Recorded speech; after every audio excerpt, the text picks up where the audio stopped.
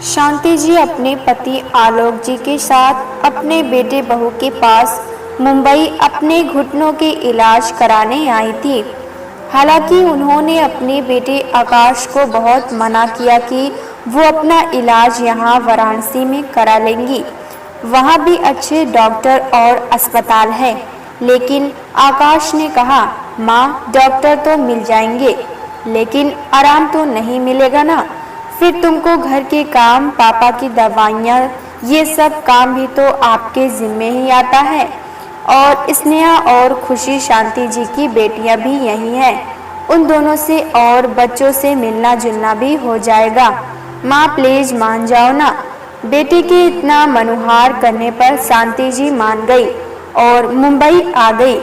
माँ पापा के आने से आकाश बहुत खुश था, लेकिन आकाश की पत्नी रक्षा खुश नहीं थी, जो लाख छिपाने पर भी उसके चेहरे के हाव भाव से साफ पता चल रहा था। पढ़ी लिखी आत्मनिर्भर रक्षा देखने में बेहद सुंदर और प्रतिभा संपन्न थी। वो पेशे से एक सॉफ्टवेयर इंजीनियर थी। शांति जी स्वयं पढ़ी लिखी नहीं थी, लेकिन उन्होंने अपने तीनों बच्चों को शिक्षित और आत्मनिर्भर बनाया, क्योंकि उन्हें शिक्षा का महत्व पता था। इसलिए उन्होंने अपने बेटे के लिए बड़े अरमान से पढ़ी लिखी आत्मनिर्भर रक्षा को अपनी बहू के रूप में चुना। घर में हर काम के लिए बाई आती थी। रक्षा घर का कोई काम नहीं करती थी, क्योंकि उसे घर के काम करने में कोई दिलचस्पी नहीं थी। इस बात से शांति जी और आलोक जी को भी कोई परेशानी नहीं थी। वो समझती थी कि रक्षा ऑफिस के कामों से थक जाती है, इसलिए घर और ऑफिस दोनों के काम एक साथ संभालना ऐसा संभव नहीं है। लेकिन रक्षा ऑफिस से सीधा आकर मोबाइल में लग जाती या छुट्टियों में अपनी सहेलियों के साथ बाहर घूमने चली जाती। शांति जी को आए 2 सप्ताह हो गए थे, लेकिन रक्षा ना तो उन लोगों के पास जाकर कभी उनके साथ बैठती थी और ना ही बात करती थी।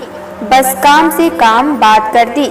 शांति जी के आने के बाद आकाश ने घर में एक फुल टाइम नौकरानी एक दी थी, जो सारा घर काम और शांति जी और आलोक जी से जुड़े सारे काम संभालती थी। जो चीज नौकरानी नहीं बना पाती थी, रक्षा वो बाहर से ऑर्डर कर दी जाती थी। जैसा खाना बन जाता था वैसा ही सबको खाना पड़ता था।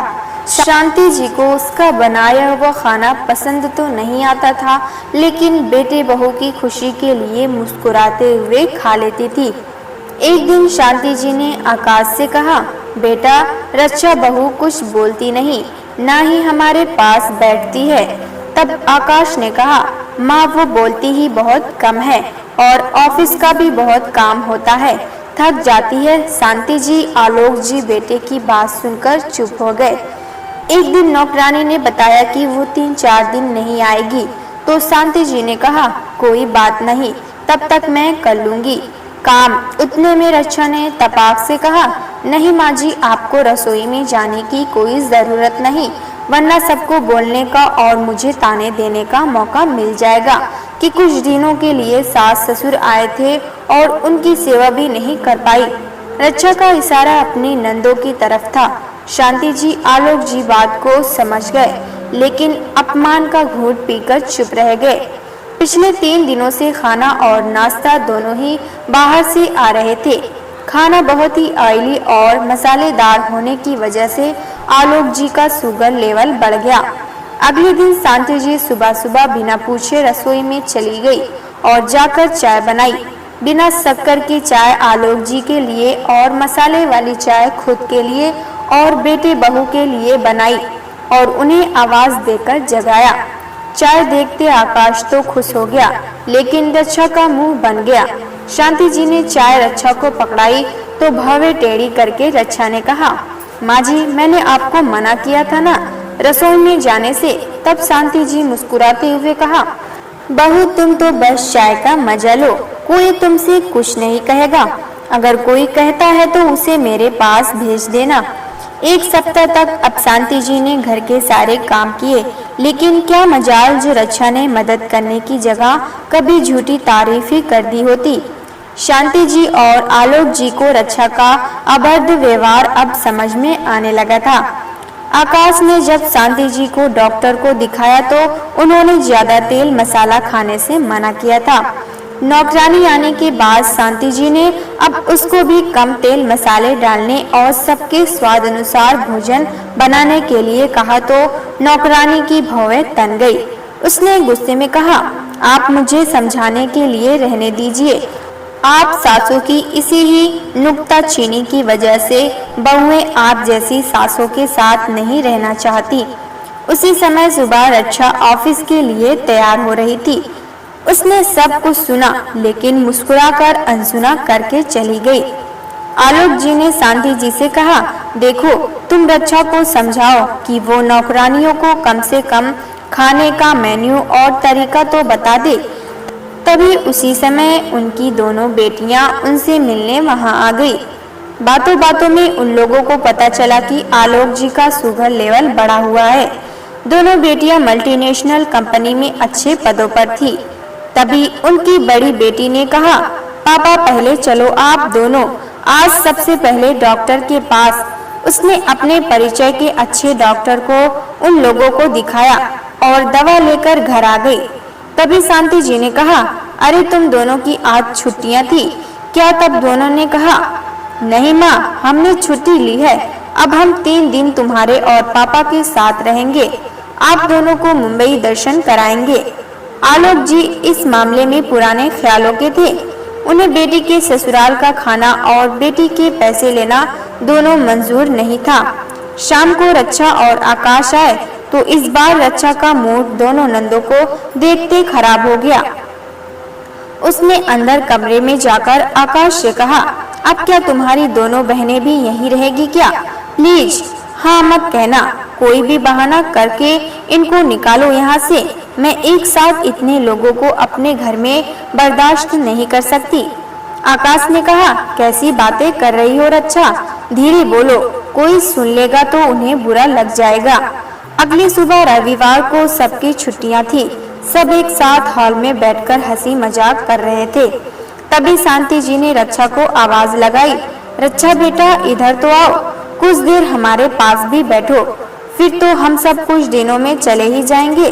शांति जी के अचानक बोलने से रक्षा सकपका गई और आकर उनके पास आकर बैठ गई, लेकिन पूरा समय मोबाइल देखती रही और फिर बहाना करके उठकर वहां से चली गई। अगले दिन शांति जी मौका देखकर पहली बार उसके कमरे में गई और बड़े प्यार से अकेले में रक्षा समझाते हुए बोली, बेटा मैं पिछले कुछ दिनों से देख रही हूँ कि तुम ऑफिस से आने के बाद भी फोन से ही चिपकी रहती हो। कभी ना घर का कोई काम देखती हो ना हम सबसे बात करती हो।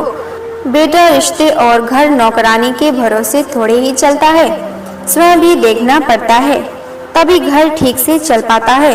जब से आई हूँ देख रही हूँ तुम उदास रहती हो। जो नौकरानी दे देती है बनाकर वो तुम सब खा लेते हो, ये गलत है बेटा। तुम नौकरानी से अपनी पसंद का खाना बनवाओ, बोलो थोड़े तेल मसाले डाले, राशन का हिसाब रखा करो। ये सब मैं खुद के लिए तुम्हारे भले के लिए समझा रही हूँ, ताकि सभी लोग स्वाद लेकर रुचि से खा सकें और स्वास्थ्य भी ठीक रहे। शांति जी के इतना कहते ही रक्षा भड़क उठी। गुस्से में जोर जोर से चीखते हुए स्वर में बोली, मम्मी जी पहले तो आप बिना पूछे मेरे कमरे में चली आई और अब बिना मांगे नसीहत भी दे रही हैं। आपने हम बहू को समझ क्या रखा है? क्या हम सब एक चलती फिरती मशीन है जो घर का सारा काम चुपचाप करते रहें और सबके ताने उलाने भी सुनते रहें और एक चू तक भी ना करें? आपके बेटे की तरह मैं भी तो दिन भर मेहनत करती हूँ, मेरा भी दिमाग खर्च होता है, तो क्या मुझे थकान नहीं होती? क्या मेरा मन नहीं करता कि मैं भी घर आकर आराम करूँ? मुझे पता है ये सब आप अपनी बेटियों को दिखाने सुनाने के लिए कर रही हो। उनको बताना चाहती हो कि मैं काम चोर हूँ, क्योंकि मैंने 3 दिन बाहर से खाना ऑर्डर कर दिया था। अगर मैंने बाहर से खाना ऑर्डर कर दिया तो क्या कुछ गलत किया? आपको तो समय से आपकी पसंद का खाना मिल ही रहा है, फिर क्यों गई आप मेरी रसोई में ताक झाक करने? राशन बर्बाद हो या खाना, आपसे क्या मतलब? पैसे मेरे बर्बाद होते हैं ना, तो होने दीजिए, मैं कमाती हूँ, जहाँ और जैसे मर्जी करे खर्च करूँ, आपसे मांगती तो नहीं ना, ना ही आपकी तरह किसी पर आश्रित हूँ। और आपकी सामान्य जानकारी के लिए बता दूं कि बाहर काम करने वाली अधिकांश महिलाएं ऐसा ही करती हैं। और हाँ, ये घर के काम मुझसे नहीं होते, न तो मैंने कभी ये काम किए हैं और ना ही मुझे पसंद है। मैं आपकी तरह कोई अनपढ़ गंवार घरेलू महिला नहीं, कामकाजी महिला हूँ। शांति जी अवाक रक्षा का मुंह देखती रह गई।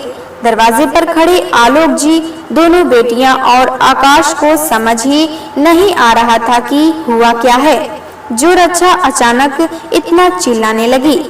इधर शांति जी अपमानित नजरें झुकाए सोचने लगी, क्या इसलिए लोग पढ़ी लिखी लड़की को बहू बनाकर लाते हैं कि वो ससुराल आकर घर के बड़ों और माता पिता समान सास ससुर का जवाब देकर उनकी बेइज्जती करे? क्या पढ़ लिख कर अपने सारे संस्कार भुला दिए जाने चाहिए? तब आलोक जी ने कहा, वाह रे हमारी पढ़ी लिखी कामकाजी बहू, जिसे ये तक नहीं पता कि बड़ों से बात कैसे करते हैं। वो मेरी पत्नी को घरेलू गंवार औरत कह रही है। तो तुम्हारी सामान्य जानकारी के लिए बता दूं कि इसी गंवार महिला ने तुम्हारे पति को भी संस्कार और शिक्षा दी है, और हमने अपनी बेटियों को भी आत्मनिर्भर बनाया है। लेकिन इसका ये मतलब कतई नहीं कि वो अपने बड़ों का सम्मान भूल जाए। तभी उनकी बेटी ने कहा, भाभी, आपके इसी व्यवहार के कारण हम एक शहर में रहकर भी कभी नहीं मिलते, क्योंकि आपको हमारा आना जाना और भाई से बात करना नहीं पसंद। हम आज तक अपने संस्कारों के कारण ही चुप थे, क्योंकि आप हमारी बड़ी भाभी हैं। लेकिन आज आपने ये करके अपने मान सम्मान के साथ रिश्ता भी खो दिया। हम अपने माँ पापा को लेकर जा रहे हैं, लेकिन अब अगर आप चाहेंगी तो भी हम आपसे रिश्ता नहीं जोड़ पाएंगे। चलिए माँ, रुको माँ, आकाश ने कहा। आज तक मैं चुपचाप इसकी सारी बदतमीजी बर्दाश्त करता रहा, इसकी गलतियों पर पर्दा डालता रहा, जिसका नतीजा ये हुआ कि आज इसने आपका ही अपमान किया। अगर मेरी माँ ने औरतों पर हाथ उठाना सिखाया तो होता, तो आज मैं तुम्हारा वो हाल करता कि तुम कभी बोलने लायक नहीं रह जाती। लेकिन अब तुम मुझसे ये उम्मीद कभी मत करना कि मैं तुम्हारे माता पिता का सम्मान करूंगा या उनसे कभी बात करूंगा। जिस तरह इस घर में मेरी माँ मेरी बहन नहीं आ सकती, उसी तरह अब तुम्हारे माता पिता भी मेरे घर में कभी दिखाई नहीं देने चाहिए। अब तुम सोचो, क्यों? क्योंकि मैं कुछ ना भी करूं अपने माता पिता के लिए, तो भी उनकी दो बेटियां सक्षम हैं। लेकिन तुम तो अकेली हो अपने माँ पापा की। इतना सुनते रक्षा ने तुरंत रंग बदल लिए। उसने कहा, ये तुम कैसी बातें कर रहे हो आकाश? तुम चाहते हो मैं माँ जी से माफी मांग लेती हूँ, लेकिन प्लीज ऐसी बातें मत बोलो। माँ जी आकाश को समझाए, आखिर मेरे माता पिता के प्रति भी तो इसका कोई कर्तव्य है। उनके तो कोई बेटा नहीं, उनका इकलौता सहारा तो मैं ही हूँ। शांति जी ने नजर झुकाए सिर्फ दो टुक कहा, बहू मैं अनपढ़ गंवार घरेलू महिला हूँ, मैं किसी को क्या समझा सकती हूँ। और उसी समय अपनी बेटियों के साथ चली गई और मन ही मन सोचने लगी, अगर पढ़ लिख कर ऐसा बनना हो तो वो अनपढ़ ही ठीक है। रात में आलोक जी ने शांति जी से कहा, क्या सोच रही हैं आप? जो हुआ उसे बुरा सपना समझकर भूल जाइए। हम एक दो दिन में अपने घर वापस चलेंगे। अभी आपका पति इस काबिल है कि आपकी हर जरूरत पूरी कर सकते हैं। नम आंखों से आंचल से आंखों से आंसू पोंछते शांति जी ने कहा, आप जो जानते हैं जी कि हमने घर परिवार और बच्चों को एक संस्कृत वातावरण में पाला, और ताकि भविष्य में हमारे तीनों बच्चे और बहू मिलजुल कर एक साथ रहेंगे, एक दूसरे के काम आएंगे। और अपने बच्चों को हमने हमारा भरपूर समय दिया, कभी अपने बुढ़ापे के बारे में नहीं सोचा, भविष्य के लिए कोई बचत नहीं की, जिससे वो बड़े होकर एक अच्छे नागरिक बनकर शांतिपूर्ण प्रेम और सद्भाव के साथ जीवन यापन कर सके। पढ़ी लिखी बहू भी यही सोचकर लाए थे, लेकिन हमारा सोचा हुआ कुछ भी नहीं हुआ। और वो इतना कहकर फफक फफक कर रो पड़ी। प्यारे दोस्तों, अगर ये कहानी आपको पसंद आए तो लाइक सब्सक्राइब करना ना भूलें।